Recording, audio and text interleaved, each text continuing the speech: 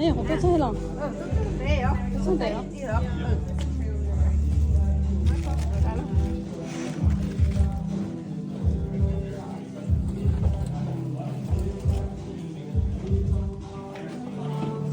có chị sợ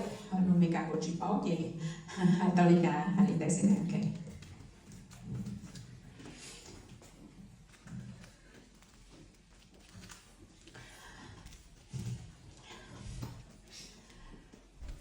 thấy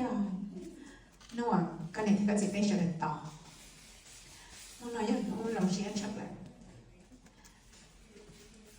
nó nói thì nó ấy cái này ở tàu con mình tôi chia sẻ thì có thấy thì mình tu thì có nè họ chỉ xin anh theo thì theo không có nè thâu trong quá là mẹ sợ bây giờ đang ngồi rõ đâu có cái điểm chấm mò mọi cả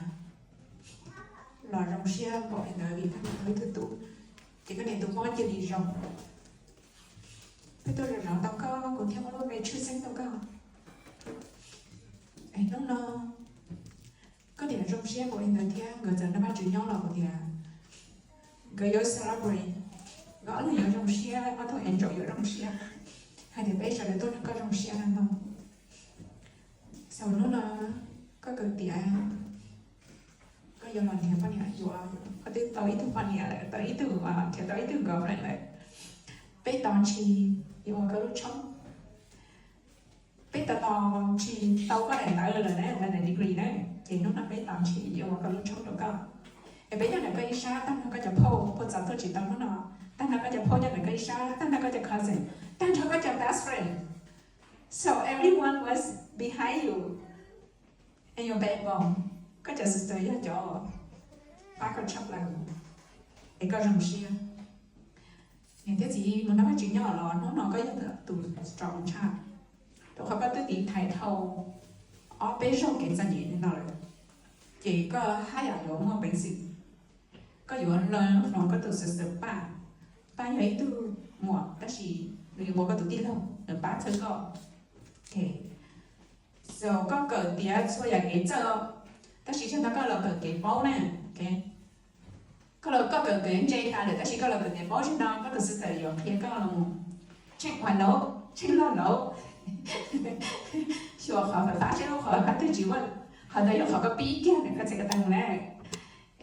phô tăng là bây giờ phô sẽ đợi thì ai tăng là chạy đi đâu sẽ đợi rong xé nó nó có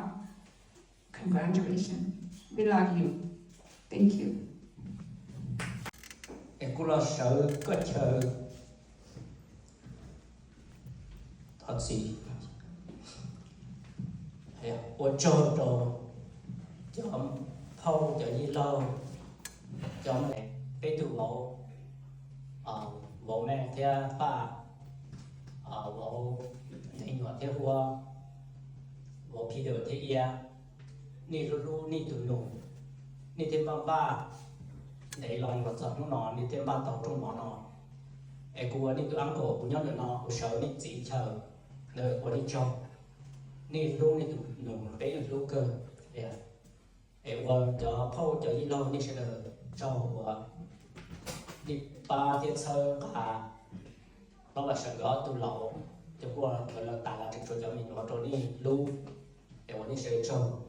của cho tu cho xài cho cứ cho ti chỉ tôi đây tôi chơi nhau bây giờ nó của đi tôi cũng bên nó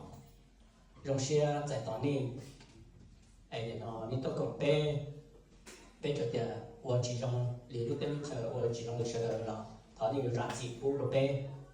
ấy tận đây nó đi họ mua đi trả là đi hải chỉ dòng sư hải dòng bên cho chỉ tu sẽ đỡ 有多讲地理，那多讲白天，哎，古我做个叫我好把地把chờ ba ở rong mỏ tôi trồng bên nó rồi tụi nó cũng có đi chỉ ta sát đến như thế là chỉ tụi xe ai cũng là sợ chế nữa biết chế nên quan đi sẽ là châu lý nó sẽ ở trong đầu chỉ nó còn tôi đang số họ là phải áp cái lù ok trong xe rồi tôi chỉ xem trong nó được cái tiếng tây biết sẽ là cho mình trong xe nữa lý nó sẽ nên số cái là an toàn nó ta chỉ tôi sẽ dạ trong xe thì có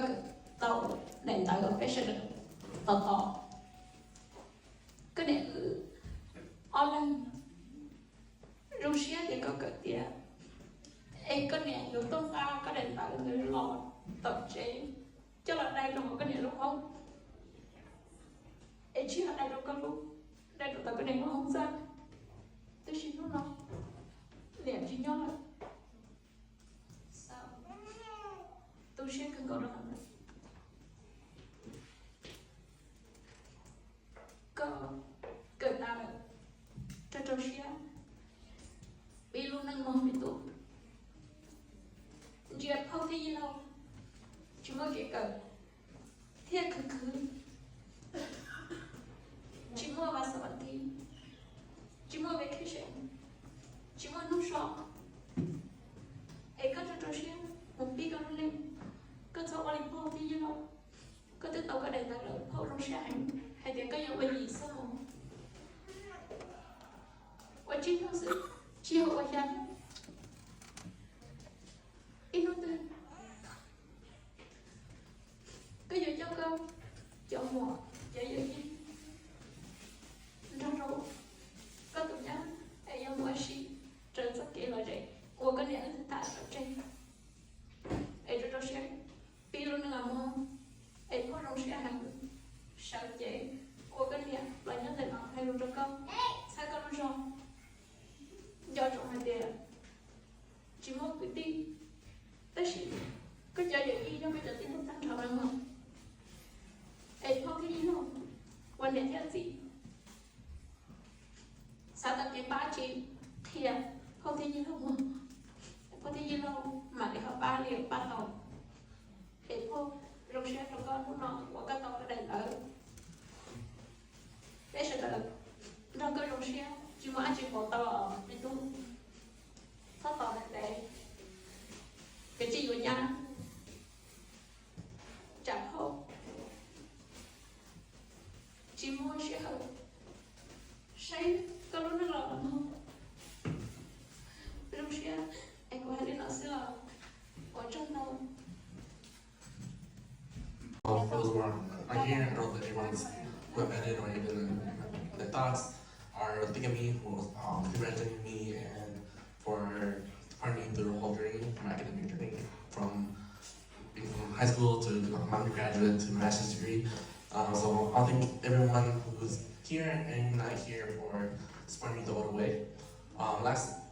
Next, I want to thank my sisters for hosting this because this was my parents' last wishes for them to throw me a party for getting my master's degree. Because really, they were gonna throw me a bachelor's party, but then once they heard that I was going for my master's, they decided I was waiting for a master's degree. So unfortunately, they're not here today, but they're here with us in spirit. Still my grandmother and my grandfather. I also thank everyone who helped with food. I think for everyone who helped plan set up this in the morning, or even just prepping the food from the day before. So I guess who I am, I'm just saying I graduated from my bachelor's degree and my master's degree at W. Stout. I was in school for a total of 8 years. So yeah, I graduated from my bachelor's with human development family studies, and this past spring I graduated from master's in school counseling. And for 8 years, I'm finally here to finally say I did it. Finally done school. I might go for my doctor's in the future, but I'm too talented sure. That just depends on where I reach out in my future, I guess. So this event is very sentimental, as I said, as my parents really wanted this. Standing right here, but they're in spirit with us. And I do want to take us have a moment for everyone to have a brief silence to think of the ones that supported them, but are no longer here anymore in person. So let's take a brief moment to take a moment of silence.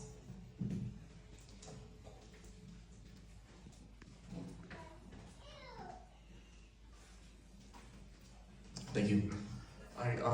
next I want to say bé thủ tướng dân có cụ thể kỹ năng bé sẽ được nhau ok ở lúc trẻ bé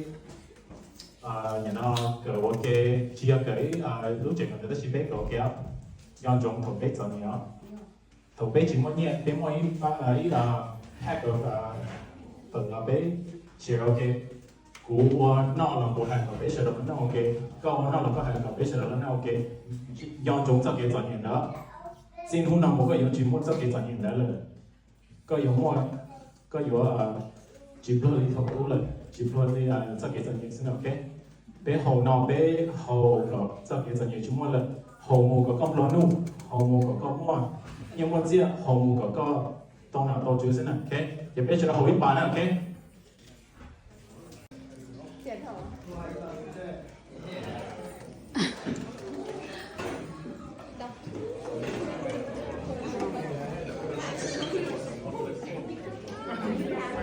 Ok.